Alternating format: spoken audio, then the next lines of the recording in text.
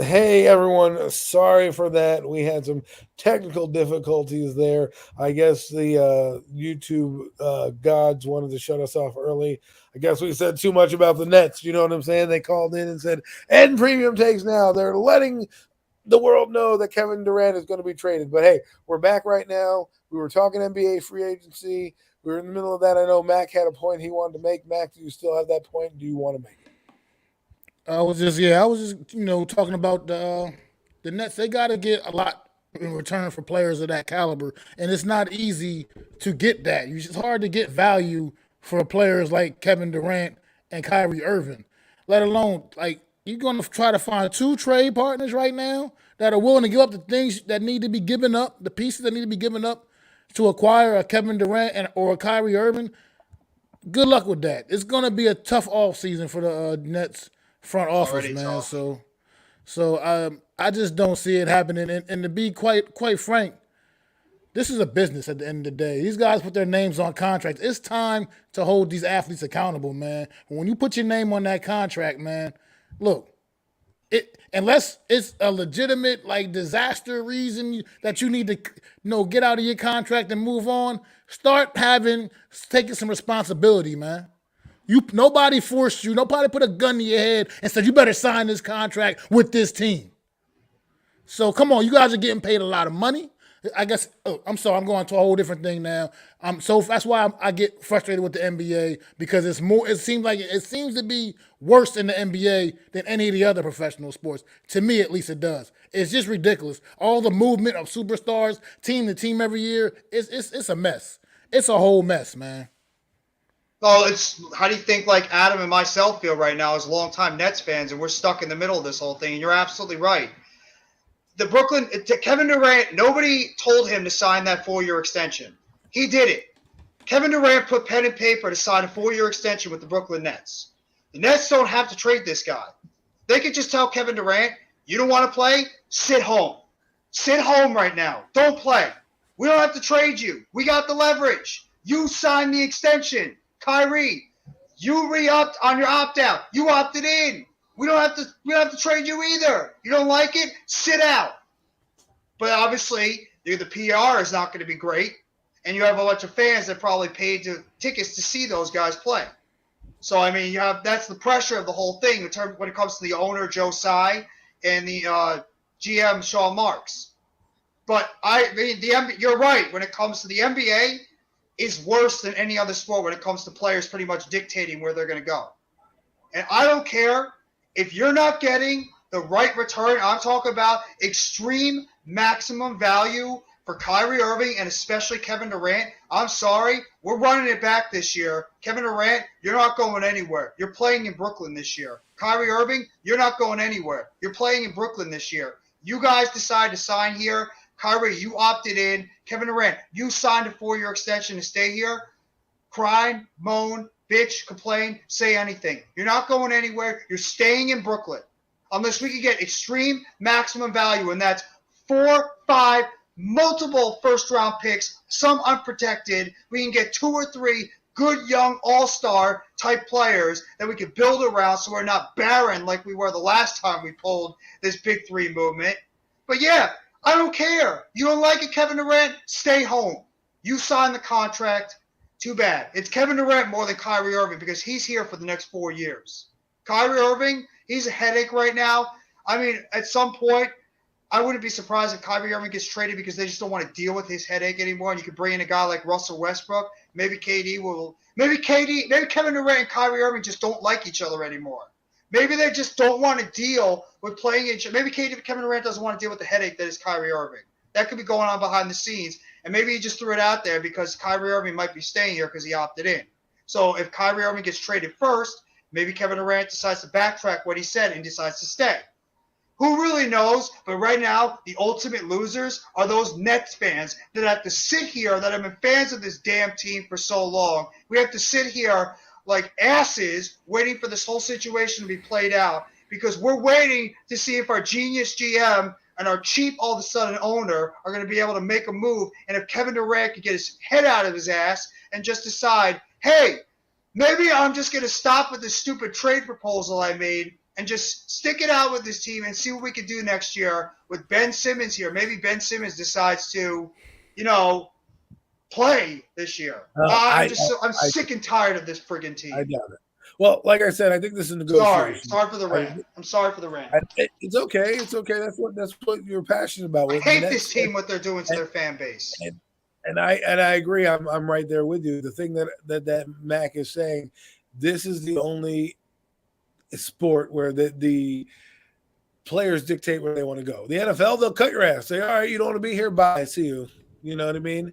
And that guy doesn't always have a leg to stand on because the NFL, it's a tough sport. It's tough negotiations. But here with the Nets, I just think if you haven't been traded already, when are you going to be traded? Because those two guys didn't show up in the playoffs. Okay, they're coming off spotty season.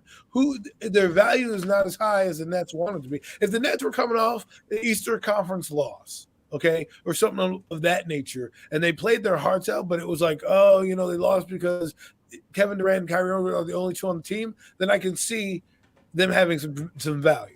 But they have nothing. You got ousted in the first round. You barely even went out with won one game, if that. I think you were swept. I don't even remember it so bad, right? Swept. So now they want to be traded. Like, no, out of your deal. Shut the F up and get on the court because it's not our fault that you guys underachieved. Okay, Kevin Durant, where were you in the playoff game? How dare you have the audacity to ask for a trade when you didn't even show up in the playoffs? You hear the reason why he asked for a trade? You hear the reason why he asked for a trade? Because he can't take the criticism, and because the Golden State Warriors winning a championship. Give me a freaking break. Like, if you can't handle the criticism, don't come to New York because that's what we do. Guys like me and Jeff sit here, we go on WFAN and other programs, and we come at you. Why? Because we demand excellence, especially when you claim that you're the best player in the NBA or damn near one of them. I don't have time for all that bullshit. Okay, I'm tired of the Nets. I'm tired of what they're doing. And KD, if you don't want to mess with us, that's fine. You can, kick rocks. But you ain't leaving without what Jeff said, without at least 3 or 4 first-round picks. With that being said, let's move on to our topics. I know, people, we had technical difficulties. We are back. We are still on the air. We will go down the sports memory lane again while we're here.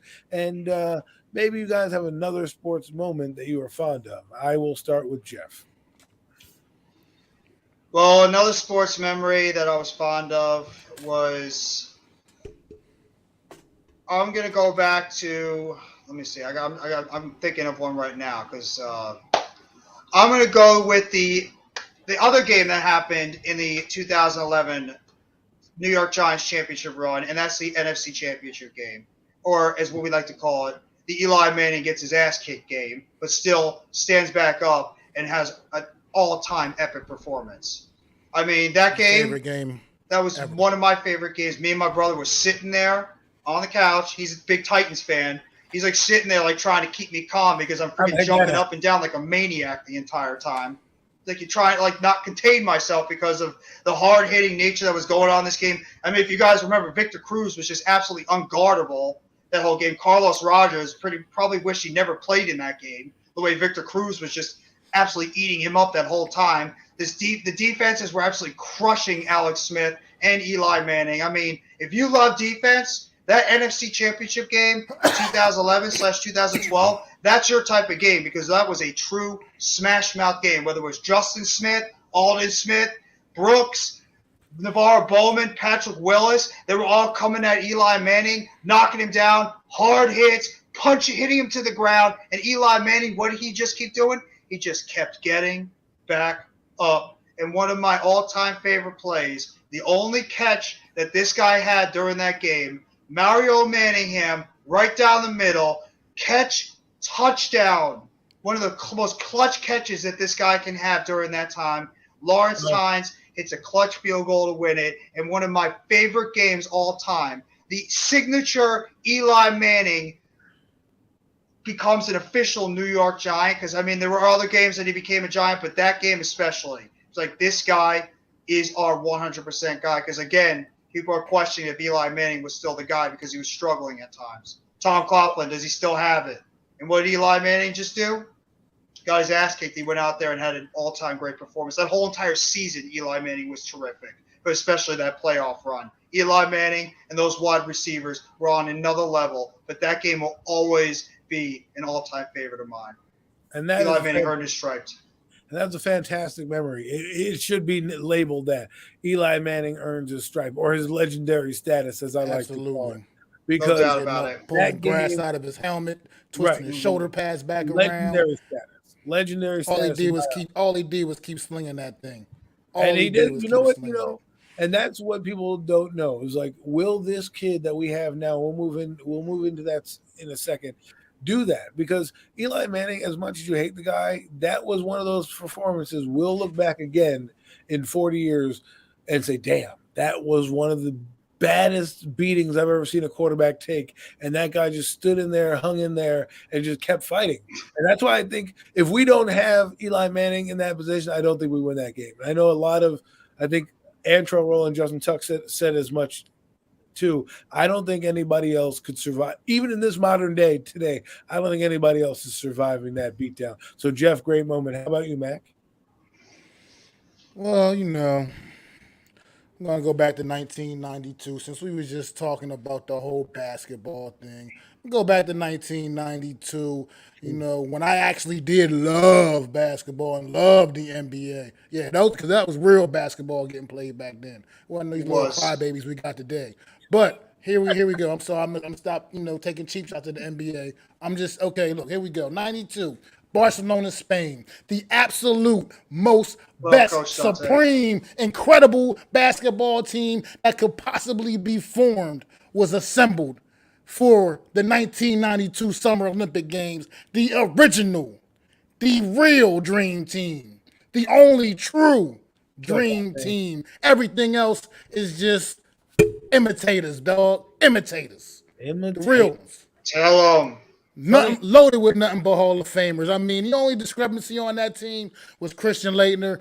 Obviously, should have been Shaq. Should have got that spot for the college player. But look, that's neither here nor there. It didn't really matter anyway, because with Michael Jordan and Larry Bird and Magic Johnson and John Stockton and Karl Malone and Clyde Drexler and oh God, whose names am I forgetting? David Robinson, Patrick Ewing. Come on, who's fucking with that? I'll tell you who's fucking with it. Nobody was. Nobody in the whole damn world. Every game was a blowout. Nobody even came close to beating that basketball team. Man. Sure, back in the day, I was kind of like, damn, Isaiah Thomas should have been on that team too, because he was also a legendary player in that era that should have probably been on that team. But you know what? I'm okay with it because it was still, Chris Mullin. Yeah, come on. They was all out there, baby. That team right there was absolutely loaded. Absolutely loaded. And you'll never find a better assembled basketball team ever, anywhere. Nothing's fucking with that. Nobody playing today's NBA. Nobody playing in the NBA then. Nobody's messing with that 92 Dream Team. And it was a great moment in sports history because prior to that year in the Olympics, the USA was always sending college kids over there. They was getting kind of beat up on playing against professionals from the foreign countries. So the USA said, you know what?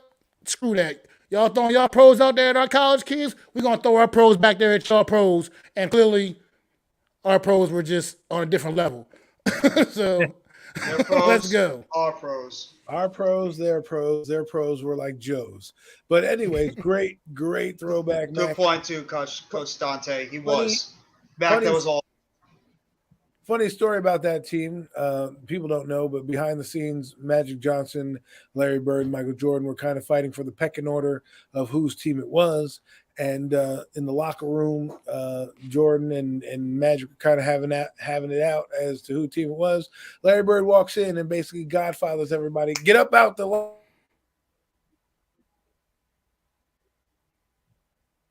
What happened there? Good, Adam. I am not becoming a Knicks fan, almighty. You guys have sucked for 20 plus years. Why the hell would I want to become a Knicks fan? You really want me to be tortured that much more? I'd rather deal with the torture I have now than become a Knicks fan. Hell no, no way. That's like me becoming a Jets fan, which I'd never ever do. This Brooklyn hat is staying on my head, and I'm representing Brooklyn. BK all day, Jeff. BK all day, man. All day. I got Nets blood running through these veins right here. Nets blood is running through these veins right now, just like Giants blood, just like New York Mets blood and Rutgers. Oh, man. Good, Adam. You all right, Adam?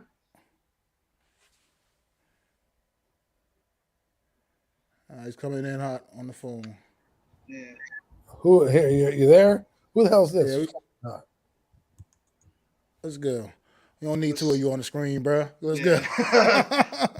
Well, Double Adams. As I was saying, the dream team. I don't know if you got that, but Magic and what you call it, Bird, were having it out because Michael Jordan, the young buck, was coming in, and Magic. Bird goes to Magic. He goes, "Listen, man, it's okay.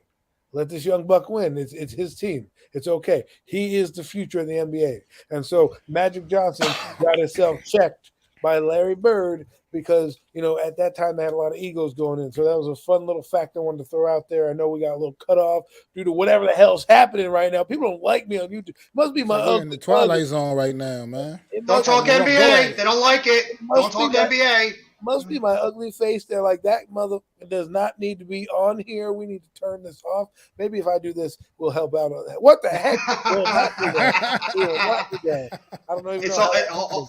Almighty Finesse wants us to become Knicks fans, so it's okay. That's a little better. Oh, my Lord. Let's move on to some other topics that we're more familiar with. The Giants, as training camp approaches, there are some battles at camp that we're all looking forward to and some players that we're looking to see. So, fellas, what types of players and or battles are you looking forward to watching as Giant training camp is approaching? Want to kick it off first, Mac?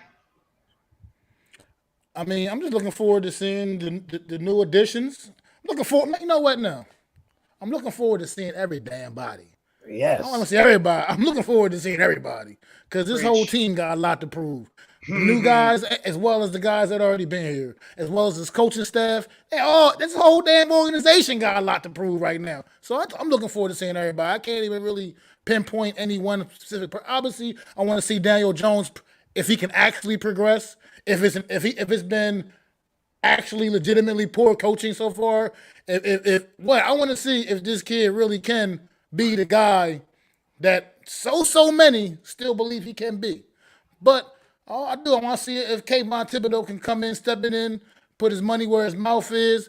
I mean, kid seems like he's doing all the right things right now, but he still ain't never played down in the NFL yet. So I want to see if this guy is going to prove to be worthy of that number 5 overall pick we used on him. Evan Neal, is he going to help strengthen this line, get this line a little more legitimacy? I mean, it's a lot of things I want to see. Kadarius Toney, is he going to be a bigger part of this offense? Kenny Galladay, are you going to score a fucking touchdown? Like, is that anybody? I'm just kidding. Is anybody going to stay healthy? But I mean, I want to see this whole damn team, this defense. Are they going to be able to?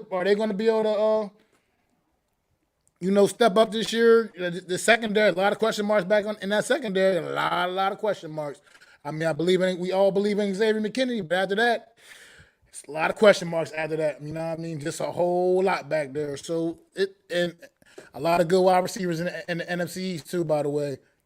Every other team, they all got legitimate number 1 studs. So yes, I'm just want to see what these guys can do. The whole fucking team.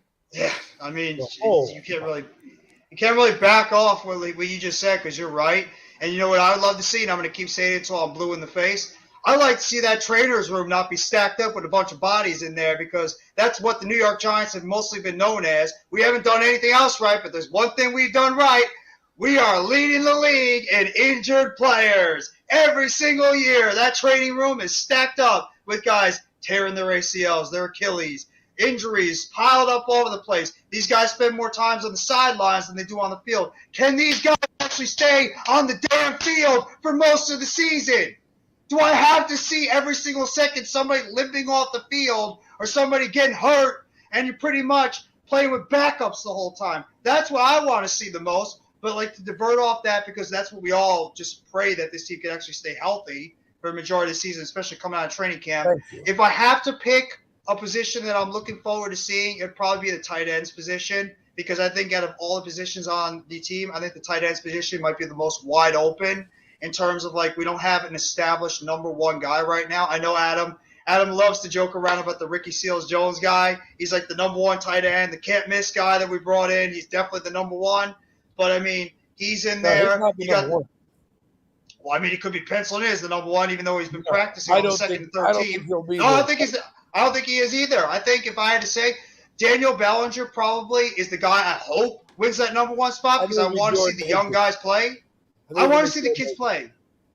I want to see the young kids play. I hope that Daniel Bellinger and Austin Allen, the two rookies, can go out there and have a great training camp and preseason number 45 and number 46, because I'd rather see a team that has so many question marks try to play their young players and have them grow throughout the season. So I hope that Allen and Bellinger play well. I mean, what are you going to get from Jordan Akins? Is this guy has just pretty much been a spare player in Houston, just a guy that you could send deep on a streamline. Maybe he's going to be able to catch it. Can't do anything else. Not a good guy in terms of the short passing game. Not a good blocker at all. So I think the tight end position is going to be a really fun position overall to watch, and obviously the offensive line too. I mean, the offensive line, who's going to be part of that depth? Because I think the offensive line in terms of starters for the spots are probably close to, if not locks. I think that left guard position is still wide open. In terms of the depth, who's going to win out in that depth position for the team? So I agree with Mac 100%. This whole team has a lot of question marks. What the hell are they right now? And that's why, I mean, we all have that like 7 to 8 win barrier for this team going into the season. Hopefully we end up being shocked. But, I mean, this team is just so full of questions right now. And it could be a bad thing. But at the same time, who the hell knows? Maybe it's a good thing. Go ahead, Adam. Well, I agree with you. I think Jordan Aiken, though, will be the number one tight end. Daniel Bellinger will be number 2. Ricky Seals-Jones will be flipping burgers at Burger King. I just think, like, when you look at their body types, you look at a lot of the things they do when you watch their film. Jordan Aiken has more ability as a blocker than Ricky Seals-Jones. And I think you're going to see the tight ends, a lot of double tight ends with Daniel Bellinger as he comes up. I like Bellinger. I think he's smooth. I think he's in and out of his breaks. I think he's going to be what the Giants have lacked for the last few years, a reliable tight end, right? The Kevin Boss, the Jake Ballard, think of that type of player, except maybe a little better, a little bit more talented. So I agree with you, Jeff, there. Mac, I'm also with you. I'm just excited to see them play, strap on some helmets, the blades of grass, the swirling winds, everything that comes with the game of football. But I'm really interested in a guy named Ellison Smith. Last year they drafted him as an outside linebacker in the 4th round and really kind of were like, he's going to be a good pass rusher given some time. So I know that they brought in Kayvon Thibodeau, who I am over the moon for. I think he's going to be the next great pass rusher, the Giants haven't had since JPP, one of those type of players. He's going to be here long term. But I'm interested in the guys like Ellison Smith. Quincy Roche, I was intrigued by last year when they got him. I also wanted them to draft him. He comes in and has a couple sacks. I want to see his development.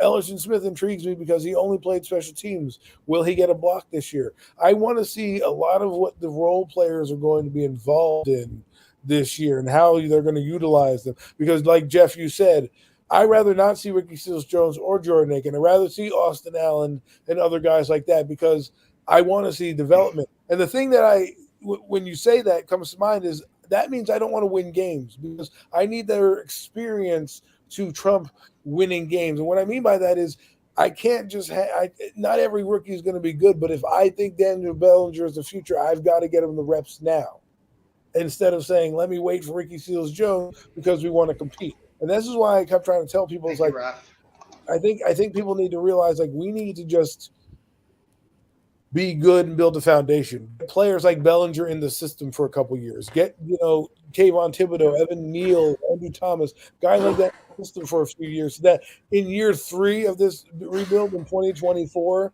when we're going down the line, we'll have probably our quarterback, because I don't think our guy is going to make it. And then we'll probably have the guys that we think are going to be here, the Evan Neals and our offensive line and our defense in place, so that we can actually compete. Because I don't want to overshoot our thing like we did in 2016, where we thought we were great, and the next year we come back, everybody gets injured, we have nothing, right? Next year they have a lot of guys leaving. What's up, Reek? Will Blake Martinez be here? Reek, what am I talking about? Well, maybe if you listened a little fast, I won't have to slow down for you to catch up.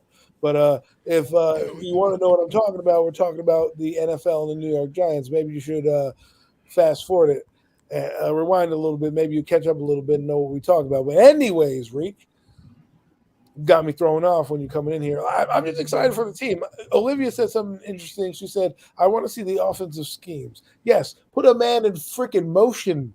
Do something. They're going to do a lot of what I heard today. They're going to do a lot of short passes because they want to get the ball at Daniel Jones' hands. And I'm like, interesting.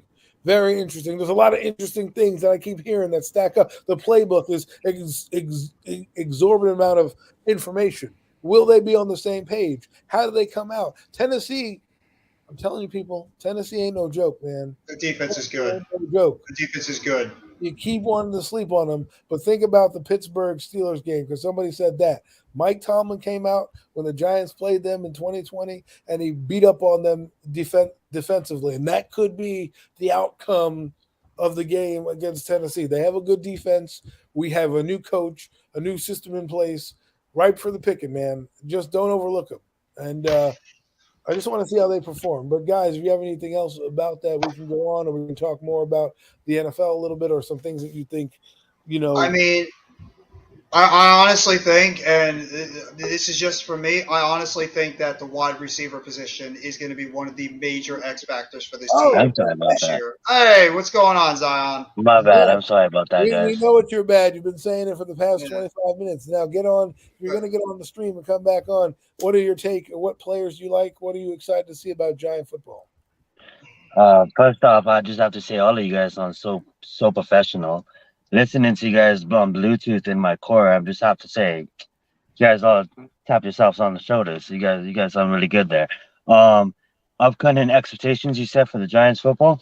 Well, the question really is, the banner says, what are some of your storylines or things you're looking forward to seeing this year, or training camp battles you may be interested in? Jeff said tight ends. Mac went with the defense and some of the young players, and just he's excited about football, as am I. And I went with Ellerson Smith. I want to see how he develops. I just got 1.2 later, but I'll wait until Zion finishes. Yeah, I'm excited to just want to watch football again. Mostly the offensive line.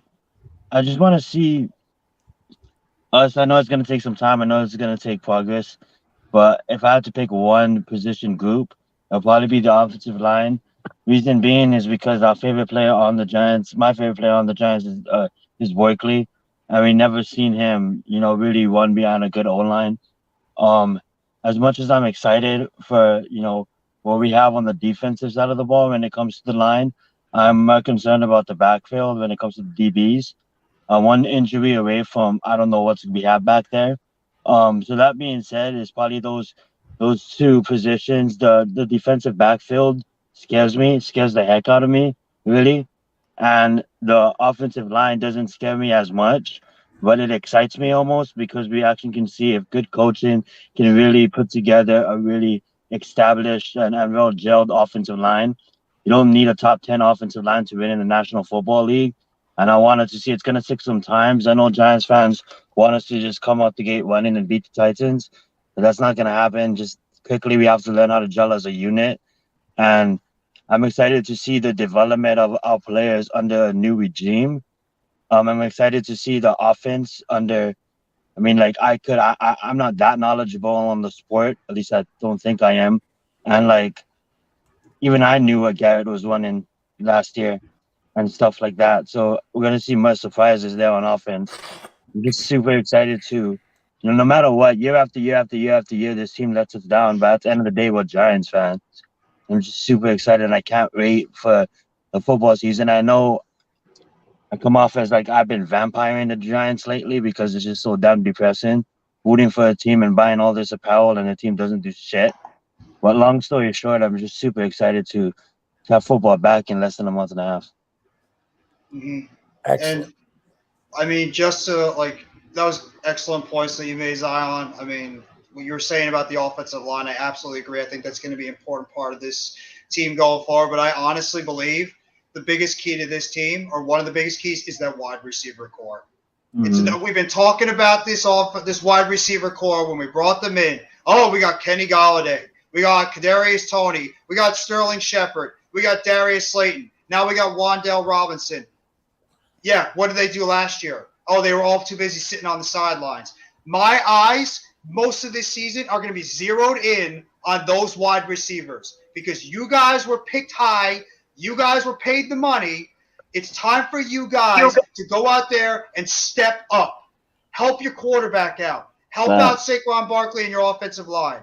If this offense and Daniel Jones are doing anything this year, those wide receivers are the keys. They have to step the hell up. Kenny Golladay, you got paid $72 million. Go out there and be a number one wide receiver and actually catch a damn touchdown. Kadarius Toney, we all see what your talent is. You can be an explosive playmaker for this team and in the NFL.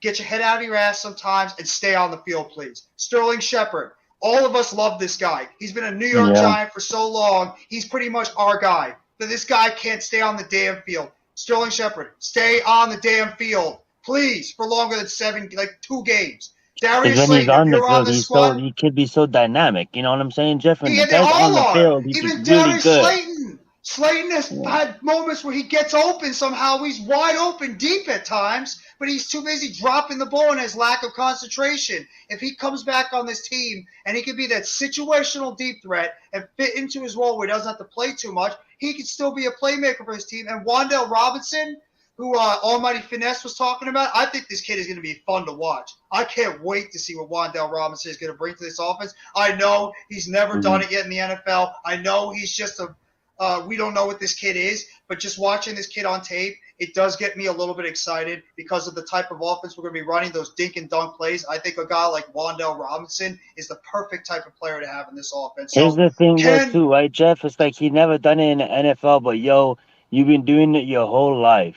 Don't overthink it. Go out there and go get paid for it. Go catch the football. You know what I'm saying? The only but can these wide receivers step up and do something, please? Can you stay on the damn field? You guys are the keys. Stay on the field. Sorry, Adam. The only thing I would say about Wandel Robinson is that he's a body catcher, so he needs to work on getting his hands a little bit more extended out when he catches the football, because that could cost him down the line when DBs put their hands between your arms and things like that. You got to go snatch the ball out of the air a little bit more. So that's the one thing I take away from his film. I watched it today in another highlight when the ball was passed to him. He was catching it with his body, and that is not a good trait to have in the NFL. That leads to a lot of drops and other problems. But yeah, I agree. I'm excited to see it. I'm more excited about football. Constantly.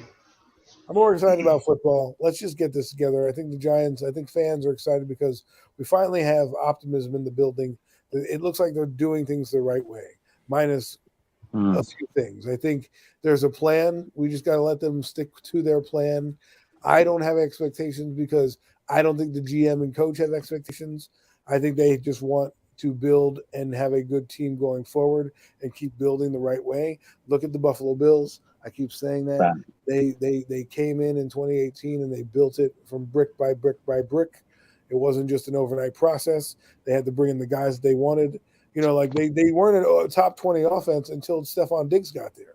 Go look at the film. Go look at the tape. It's true. Brian Daboll's effect didn't take effect until really 2020 and 2021. Those first 2 years. Until Josh Allen truly had a number one. Right.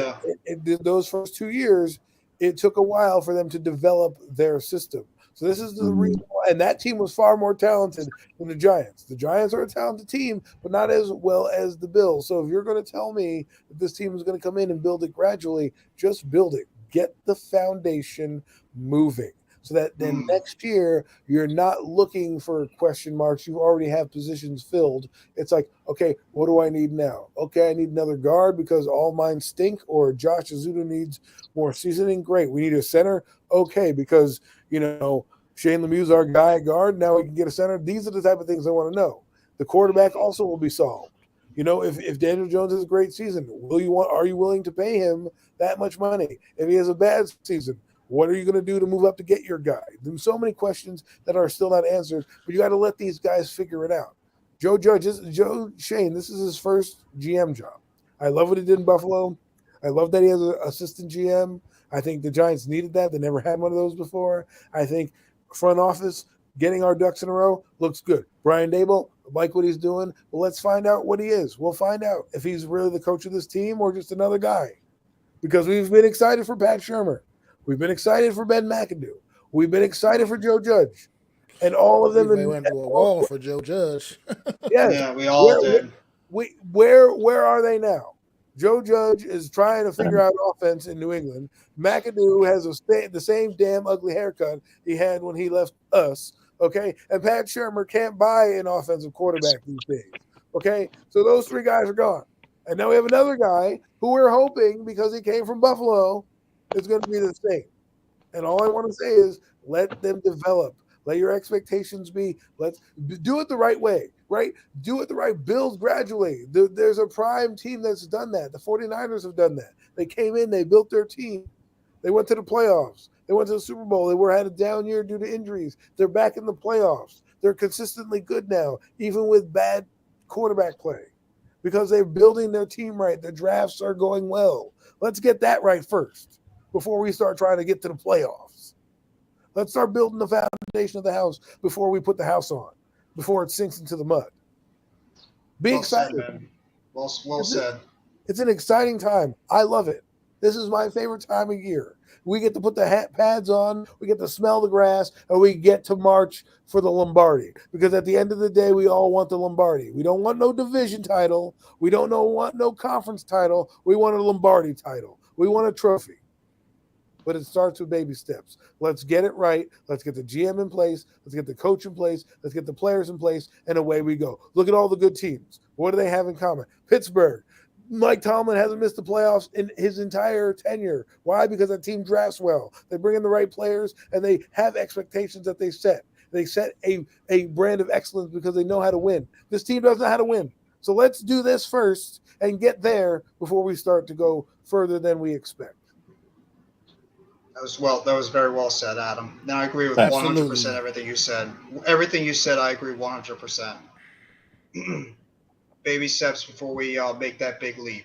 And if we end up winning more games this year because things just break our way, awesome. I mean, we'll be ahead of schedule, but right, we'll see. It's a crapshoot right now. So be it. And with that being said, we're going to end the show a little early this week, just to give you guys a break. But if you guys got one last sport moment, you may want to share to let these guys go, or we can just let them go. It's up to you guys. Well, I mean, first off, the WWE was an absolute disaster this week, so that's why we didn't want to bother talking about that, especially if you had the unfortunate pleasure of seeing that horrendous SmackDown episode. Nothing. SmackDown was sucked. SmackDown sucked. You want a synopsis? Liv Morgan won the Money in the Bank. Austin Theory won the Money in the Bank. Adam Costas could have wrote this from his living room, because those are the exact things I said to you guys on Premium Takes last week, and they happened. Thank you. And maximum male models. You know Don't what? forget about that. You know what, Vince McMahon? I'll accept some of that settlement money. You can throw it here, because I just wrote the program. That's funny. Wrote your programs. Okay, so here we go. All right, so Mac, tell them where they can find you. Tell them what you got going on this summer and what you got coming up down the road, and we'll leave the fans with what we'll end tonight on that. Well, folks, I am Mac the Giants fan, MACDA, Giants fan. You can find me right here on YouTube, Twitter, Facebook, Instagram. It's all the same. Mac the Giants fan, MACDA, Giants fan. You can catch me, Adam Costas, July 20th, It's going to be a Wednesday evening, about 5:30 p.m. for another off-season edition of the Real Deal NFC East Roundup. And that's coming while we going to be breaking down, previewing them training camps, you know what I mean? Eagles, Cowboys, New York Football Giants, and them Washington Commanders going to be getting set for training camps. And me and my guy, Adam Costas, we going to be, you know what I mean, previewing that, letting y'all know what they got brewing, you know what I mean? What they got brewing. So, you know what I mean? That's where you can find me at, though, right there. Everywhere, Mac the Giants fan. Twitter, Facebook, YouTube, Instagram. Anywhere you go, I'm Mac the Giants fan. Everybody know that. I'm Mac the Giants fan. How about Jeffy above me? Well, Mac, don't forget about that awesome other show that you have going on. Sometimes we brought those little nuggets to happen that you know what it is. Don't forget about Behind the Wheel. Yeah, I got Can't forget about that too, man. I got to get back on them. But ain't been nothing happening, so. That's true. Now that we've had the Mac Power Hour and everyone knows where they can find Mac, let's get into Jeffy. Where can they find you, my man? Well, you can find me on Twitter, JeffyT85. That's MYG, Jeff T, 3285. I'm right now got a 9-part series. It does a little bit. I'm right now doing a 9-part series for training camp. I got part 7 dropping tomorrow for the New York Giants roundabout. And we're tomorrow. Hey, you stealing our thunder again. It sounds too similar to what we got going on. Do I gotta put Lawrence Taylor back on the screen? Do I gotta put LT back on that screen again? Do you really want me to go there? I'm gonna call in the patent office tomorrow, and I'm gonna be like, "Yo, this guy Jeffy T be stealing everything." I'm gonna call an audible on this one. What is going on?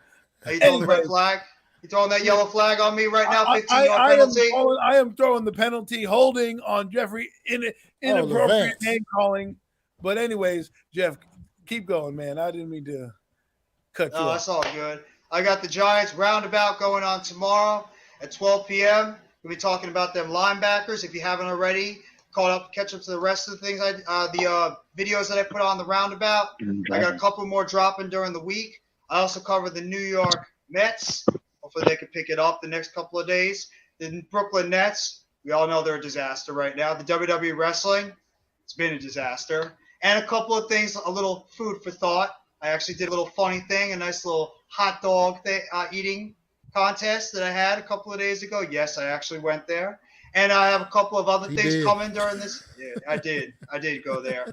And I also got a couple of things coming for the NFL season, including I'm going to have myself a little injury report going on every single week for the New York Giants. Have a wing eating contest with himself every week. Don't give me ideas. That might be coming next. That could be coming next. You never know what might be dropping on that channel. So I'm going to have a New York Giants injury report every Wednesday through Friday. I'm going to be updating the practices to see what guys are practicing fully, what guys have been limited, and what guys are not practicing at all. Hopefully these Giants players will actually practice.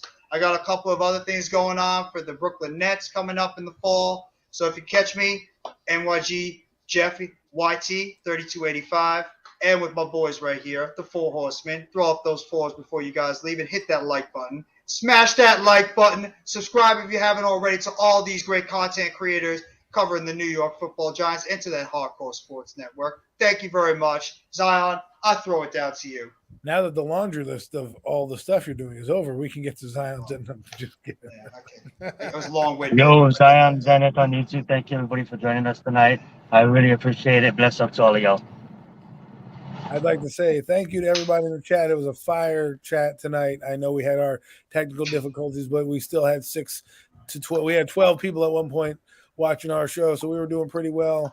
And then we still have 6 strong going now. So I'd like to thank you guys for coming back and hanging with us. Appreciate everything you guys have done, sharing your comments and your memories with us. It's been an absolutely fun stream. Guys, thank you for blessing me with your presence tonight. You can find me and Mac the Giants on the Big Passports Talk. Don't forget about this guy. On NFC East Roundup. I can't do it as well as Mac. I don't do it do a disservice. But NFC East Roundup with Mac Man, he and I will be coming to you live July 20th. Don't try to steal our thunder, Jeff. July 20th, we will be coming out to you at 5:30. Jeff will be out at 5 o'clock just so he can try to get ahead of us. But 5:30 p.m., you're going to find out our true feelings about this NFC. What up, Pat? We go on. We also have the Hurry Up Live that comes on spontaneously. Usually at the end of the week, I talk about whatever bothers me, which is usually Daniel Jones and some dumb comments people make about the maybe being a soft schedule or things of that nature. Sometimes you got to let it out, and I let it out on the Hurry Up. So come watch that. And of course, this show, Premium Takes, coming at you. We're going to be changing up the